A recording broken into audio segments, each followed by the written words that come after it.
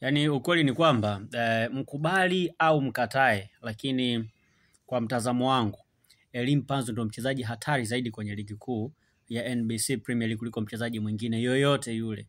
Na kama Elim Panzu angewahi kujiunga na Simba mapema, akaanza msimu akiwa na klabu ya Simba, kuna mechi ambazo Simba wasingeweza kupoteza. Yaani kuna mechi ambazo Simba wasingepata shida kupata matokeo.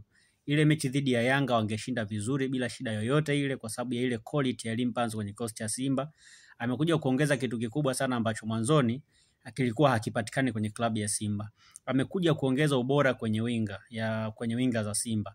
Kasi yake, uwezo wa kumiliki mpira, uwezo wa kutengeneza nafasi, uwezo wa kufunga. Vyote ni vitu ambavyo Simba walivikosa kwenye mchezo wa kwanza wa dabi ambao Simba alipoteza dhidi ya Yanga kwa goli la kujifunga la Kelvin Kijiri. Nina uhakika kwamba kwenye ule mchezo wa kwanza wa dabi, kama Elim Panzu angekuwepo kwenye kikosi cha Simba, Yanga wasingeweza kwenda kushinda ile mechi. Yanga angefungwa vizuri bila shida yoyote ile. Lakini pia kama Elim Panzu angekuwepo kwenye kikosi cha Simba kwenye mchezo dhidi ya Fountain Gates ambao walipata sare ugenini kule Tanzania Kwara, Simba wasingepata sare kwenye ule mchezo. Wangepata matokeo. Kwa zile nafasi ambazo alipata Kip Dennis, nafasi ambazo alipata Joshua Mutale kwa dakika ambazo alipata nafasi ya kucheza, zile nafasi ambazo kama angezipata Elim Panzu angeweza kuwasaidia Simba kupata matokeo mazuri kwenye ule mchezo. Quality ya Elim Panzu ni kubwa sana. Na kwenye ule mchezo dhidi ya Fountain Gates, Simba walidominate kila kitu. Yaani walifanya kila kitu kwa ubora ambao unatakiwa. Walijitahidi kupambana kwa kila hali kuhakikisha kwamba wanapata matokeo ambayo ni mazuri. Kwa bahati mbaya ni kwamba walitengeneza nafasi wakashindwa kuzitumia wenyewe. Lakini kama Elim Panzu angekuwepo na aina nafasi ambazo Simba walitengeneza, nina uhakika wangeweza kwenda kupata matokeo mazuri ya ushindi na bila shida yoyote ile wangetoka na alama 3 kwenye ule mchezo. Lakini bado ukiangalia hata kwenye mchezo dhidi ya Azam FC ambao watoka sare ya mabao kwa 2-2.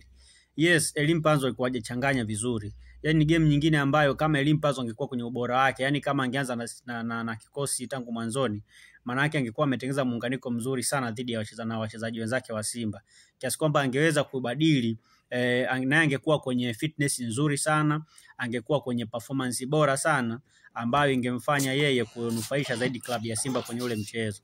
Lakini kwa sababu hakuwepo, yani hakuanza mwanzo na msimu, maana ile mechi nayo ikamkuta akiwa hana fitness nzuri, ilichangia kwa namna moja ama nyingine yeye kuperform kama ambavyo tulimuona. Lakini Elim Panzu ni mchezaji ambaye amekuwa kwenye kiwango bora sana, na hata ule mchezo dhidi ya Azam alikuwa na nafasi kubwa ya kwenda kuamua matokeo. Kwa bahati kwa kipindi kile alikuwa bado hajawa na muunganiko mzuri sana baina yao kwake yeye na wachezaji wenzake kwenye kikosi cha Simba, kitu ambacho kilipelekea sasa wakashindwa kupata matokeo ambayo ni mazuri. Mwisho wa siku wamekuja kuambulia sare.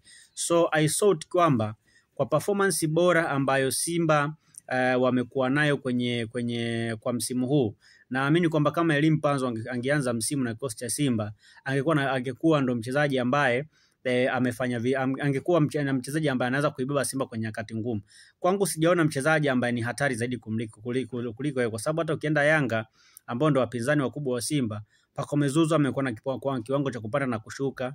Siwezi communication na Elim Panzu. Elim Panzu bado ni mashine hatari zaidi kuliko Pacome Zouzoua. Though Pacome kafunga mabao 9, lakini huyu ni mchezaji ambaye tangu mwanzoni mwa msimu ameanza, lakini Elim Panzu kafunga mabao 4, maana yake amezidiwa mabao 5 tu. Sasa maana kama Elim Panzu naye angeanza msimu, possibility yake kuwa na idadi hiyo ya mabao ilikuwa ni kubwa, angekuwa na uwezo wa kuwa na idadi hiyo ya mabao.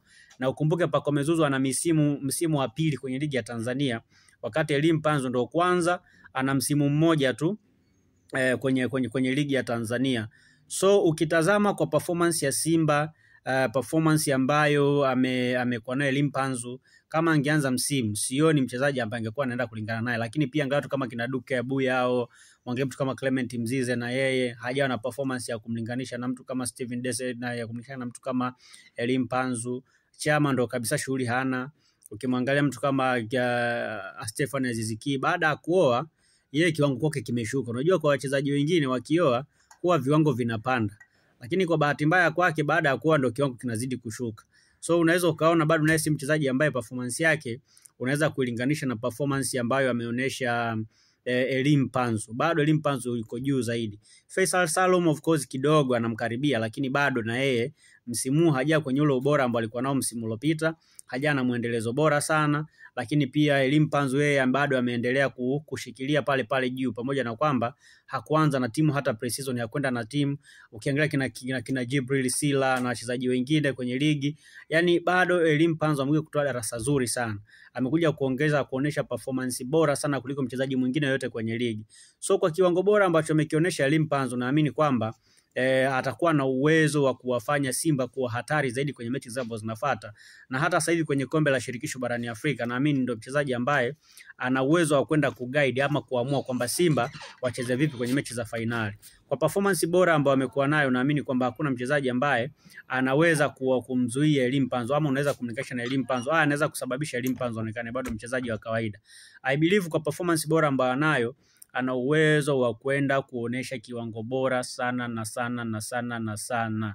So Elie Mpanzu tumpongeze kwa kazi nzuri ambayo amefanya.